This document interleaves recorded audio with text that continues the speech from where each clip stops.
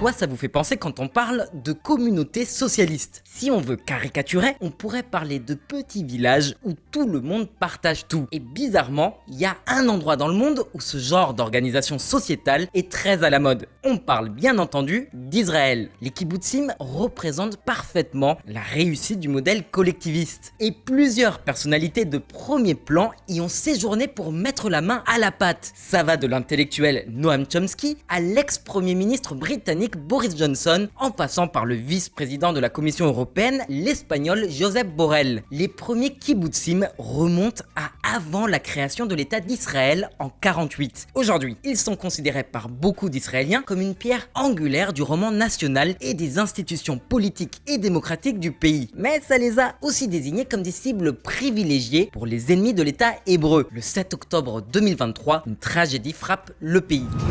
Des coins de paradis transformés en enfer. Qu'est-ce que les kibbutz? Ces villages communautaires massacrés par les Hamas. Voilà pourquoi aujourd'hui sur Diplo, on a décidé de se pencher sur les kibbutzim pour comprendre comment ça marche et pourquoi est-ce qu'ils sont devenus des cibles du pire pogrom contre des juifs depuis la Shoah. Mais on va aussi analyser leur poids politique dans la société israélienne. On va tout expliquer dans cette vidéo. Mais d'abord, pense bien à t'abonner, à liker et à partager. Allez, t'es prêt? On démarre.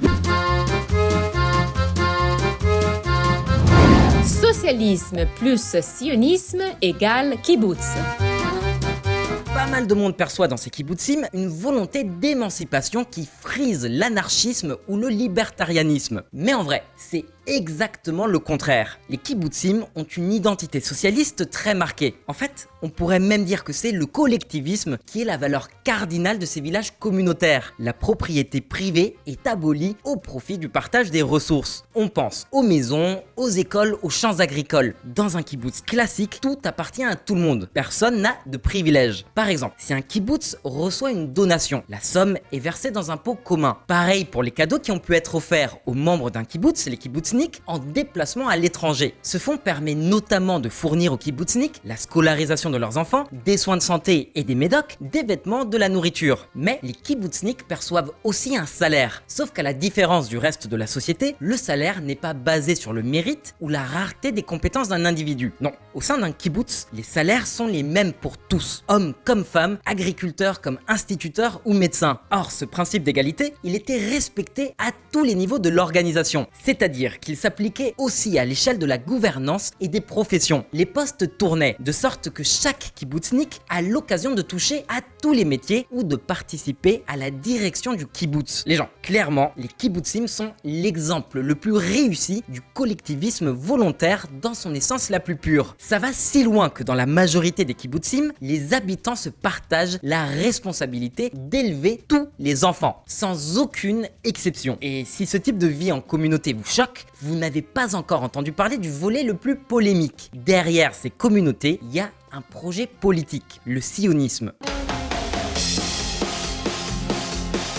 Alors évidemment, on parle ici du mouvement politique qui a été fondé par l'austro-hongrois Theodor Herzl à la fin du 19e siècle et qui défend la création d'un État juif en Palestine. C'est comme ça qu'entre la fin du 19e et le début du 20e siècle, des milliers de juifs d'Europe ont émigré en Palestine mandataire, un territoire sous contrôle britannique. Et pour faciliter cette migration, plusieurs organisations ont été créées, comme les Amants de Sion ou le Fonds national juif. Donc, si à la fin des années 1880, les Juifs ne représentaient que 5% de la population de la Palestine sous domination ottomane, en 1914, les Juifs étaient passés à 12%. Or, c'est durant cette première vague d'Aliyah, l'immigration juive, que le premier kibbutz a été établi, plus précisément en 1909. C'est le kibbutz d'Egania. Depuis, avec la bienveillance initiale des autorités britanniques durant la période de la Palestine mandataire, puis avec l'établissement de l'État d'Israël, l'immigration juive s'est accélérée et les kibbutzim se sont multipliés. Aujourd'hui, il existe 270 kibbutzim dans lesquels vivent 120 000 personnes, soit plus d'1% de la population totale israélienne.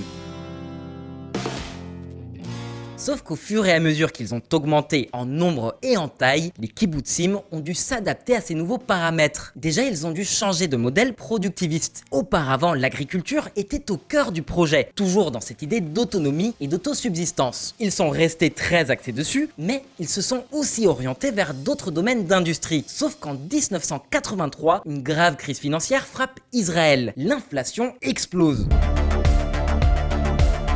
Cette année-là, 4 des plus grandes banques du pays s'effondrent, ce qui entraîne une crise inflationniste avec un pic de jusqu'à 373% d'inflation l'année suivante. Les kibbutzim ont été frappés de plein fouet. Ils ont été forcés de s'endetter pour achever leur industrialisation. Mais face à cette crise bancaire et à ses conséquences, la plupart des kibbutzim sont arrivés à la conclusion qu'il fallait réformer leur modèle économique. Ils ont donc abandonné l'idéal collectiviste pour adopter une logique de libre marché. Ils ont démarré un processus de privatisation. Les services ont été privatisés, les maisons ont été vendues et les kibbutzniks se sont mis à travailler à l'extérieur des kibbutzim. À partir de ce moment-là, les salaires ont évidemment cessé d'être égaux. Alors d'accord, pour résorber le choc et atténuer le dénaturement, les organes de gouvernance ont mis en place des systèmes de fiscalité progressive en fonction du niveau de revenu. Ils ont aussi garanti le maintien de certains services de base pour les plus vulnérables, genre l'accès aux soins. Mais l'utopie socialiste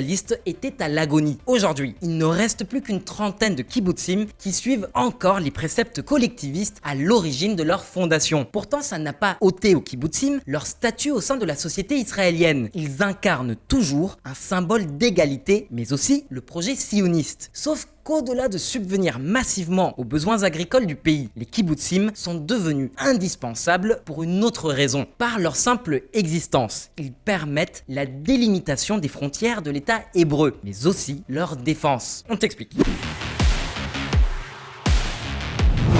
Agrandir, créer et défendre.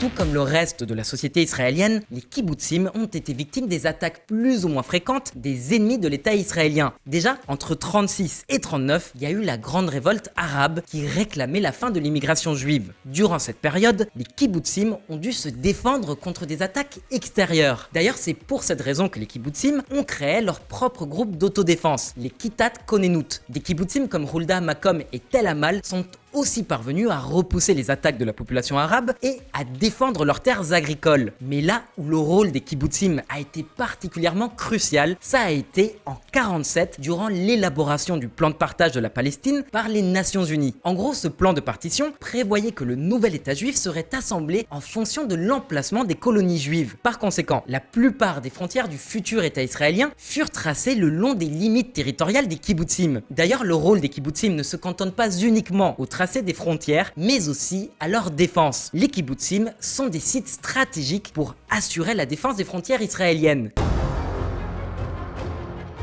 Durant la guerre d'indépendance d'Israël, les kibbutzim formaient la première ligne. Ils durent ainsi se défendre contre les armées arabes qui s'opposaient à la création d'un État juif en Palestine. Par exemple, le kibbutz Gesher a réussi à repousser une attaque des armées irakiennes et jordaniennes qui a duré entre 5 et 8 jours. Défaite, les troupes arabes durent battre retraite et se redéployer en Samarie. Le gouvernement israélien en a profité pour inclure tous les kibbutzim dans la Haganah, une organisation paramilitaire juive créée en 1920. En revanche, tous les jeunes hommes en âge de servir dans l'armée furent directement recrutés par la toute nouvelle force de défense d'Israël, formée à partir de l'ossature de la Haganah. Du coup, au fil des années et des conflits successifs, les kibbutzim ont continué à participer activement à la défense de l'État hébreu. Tous les corps d'armée leur étaient ouverts, y compris la marine et l'armée de l'air. D'ailleurs, le taux d'enrôlement volontaire des jeunes kibbutzniks était bien supérieur à la moyenne nationale. Et comme si la contribution à la défense d'Israël ne suffisait pas déjà en soi, les kibbutzim jouent aussi un rôle politique important au sein de la société israélienne.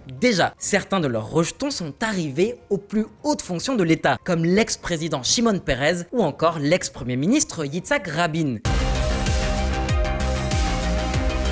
Mais les kibbutzim ont aussi influencé l'expansion territoriale de l'État israélien. Par exemple, en 67, après la guerre des 6 jours, après avoir repoussé l'armée syrienne, les kibbutzim ont exigé du gouvernement que le plateau du Golan soit annexé pour se protéger de toute future attaque. Le kibbutz est donc à la fois un pilier de l'identité israélienne, à travers le symbole d'égalité et de labeur qu'il incarne, et de la construction, au sens premier du terme, de l'État hébreu. Le truc, c'est qu'aux yeux de la population palestinienne, les kibbutzim ne sont qu'un instrument de la politique expansionniste de l'État hébreu. C'est précisément pour cette raison que les attaques du 7 octobre du Hamas contre les kibbutzim qui longeaient la bande de Gaza ont été d'une telle sauvagerie. Alors, c'est quoi la suite ? Le chant du cygne.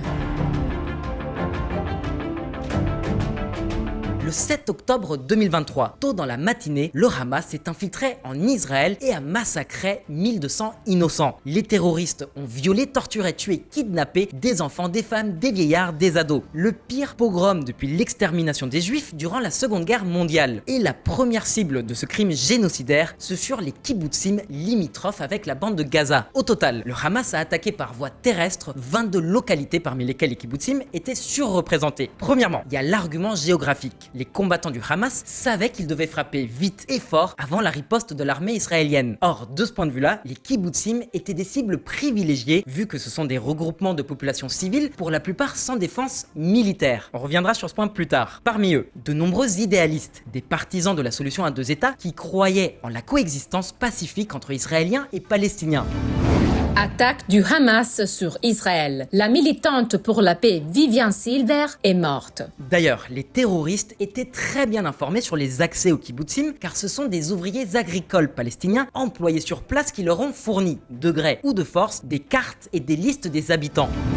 Des documents révèlent que le Hamas a intentionnellement visé des enfants. Des documents retrouvés sur les corps des terroristes montrent des plans détaillés du kibbutz de Kfar Saad, avec comme objectif explicite de tuer et de prendre des otages. Mais au-delà de l'aspect pratico-pratique d'attaquer des cibles à proximité dont ils connaissaient les détails, il y avait aussi une forte portée symbolique. Il s'agissait de détruire l'un des emblèmes de l'État juif. Les kibbutzim avaient œuvré à la création de l'État israélien et ils devaient payer pour ce crime. C'est pour ça que le 7 octobre dernier, le Hamas a perpétré des crimes insoutenables dans les kibbutzim. À Kfar Aza par exemple, des dizaines de personnes ont été assassinées de sang-froid, quel que soit leur âge, leur sexe ou leur origine. Ils avaient tous un point commun, ils étaient juifs. Enfin, presque tous. Et l'équipe de sécurité du kibbutz n'a pas réussi à repousser l'assaut, même si elle était correctement armée et entraînée. Elle n'a juste pas réussi à réagir à temps, l'attaque ayant eu lieu par surprise tôt dans la matinée lors d'une fête juive. Même l'armée, pourtant garante de la sécurité aux frontières, a été prise par surprise et rapidement débordée. Il a fallu 3 jours pour que les soldats de Tsahal parviennent à reprendre le contrôle total de ce kibbutz. Pareil dans le kibbutz Be'eri. Sur ses 1100 habitants, 130 ont été froidement abattus.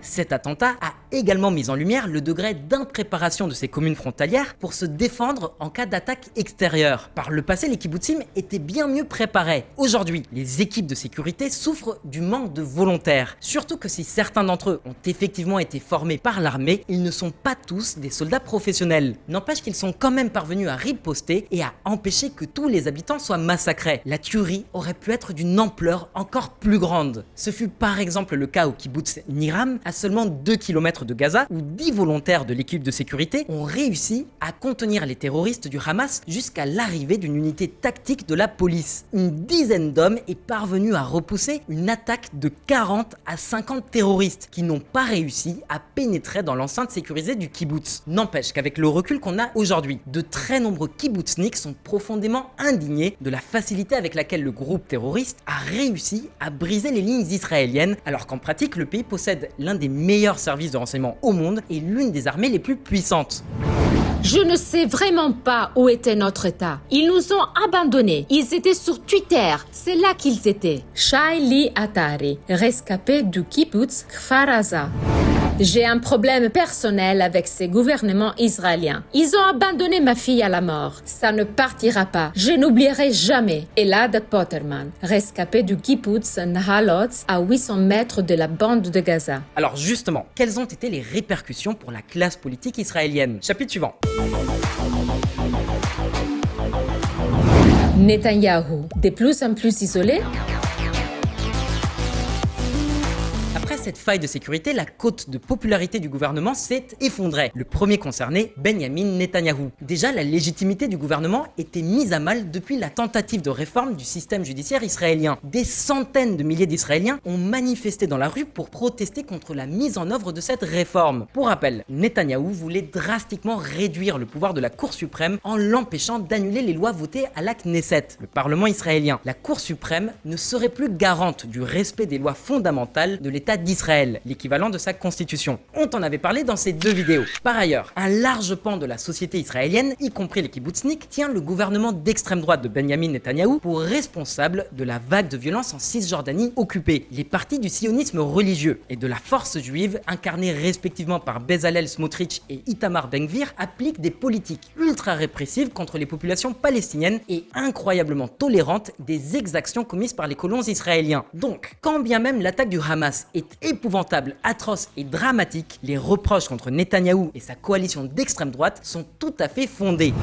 Les violences à Huwara ont été un pogrom, déplore un éminent général. Yehuda Fuchs a dénoncé le terrorisme des extrémistes juifs et averti que des futurs affrontements pourraient entraîner des victimes israéliennes. Les sondages attestent de cette chute brutale de popularité du gouvernement israélien. Pour la majorité des citoyens israéliens, la faille de sécurité du 7 octobre constitue une erreur impardonnable. Et les kibbutzniks ont été les plus touchés par cette tragédie. Surtout qu'aujourd'hui, on sait que la frontière avec Gaza était insuffisamment protégée le jour de l'attaque. Les élus de l'extrême droite israélienne au gouvernement avaient exigé le redéploiement en Cisjordanie de plusieurs unités de Tsahal chargées de défendre la zone frontalière avec Gaza. L'objectif, sécuriser les implantations juives en Judée-Samarie durant la fête de Shimrat Torah pour donner l'illusion aux colons israéliens qu'ils sont en sécurité et surtout pour gagner leur soutien électoral. En mode, t'as vu frère, tu votes pour moi et moi je protège tes arrières. Sauf qu'en agissant de la sorte, le gouvernement israélien a exposé son flanc occidental à la merci de la menace que représentait le Hamas. Et ce sont les kibbutzim qui ont payé avec leur sang l'imprudence et l'idiotie de leurs responsables politiques qui ont échoué à leur devoir sacré, protéger le peuple d'Israël, sacrifié sur l'autel du populisme. Ok, on a plié l'affaire. À ton tour maintenant. À ton avis, est-ce que ce type de modèle collectiviste que représentent les kibbutzim pourrait marcher chez toi? Est-ce que tu aimerais participer à ce type d'expérience? Et pour en revenir à la question israélienne, que penses-tu que la société civile devrait faire au regard de l'échec sécuritaire du gouvernement israélien? Les kibbutzniks ont-ils raison d'exiger la démission du Premier ministre? Merci de nous avoir écoutés jusqu'au bout, on espère que cette vidéo t'a plu, et si c'est le cas, pense bien à t'abonner, à liker et à partager, et nous, on te dit à très vite pour plus d'actu. Allez, tchuss!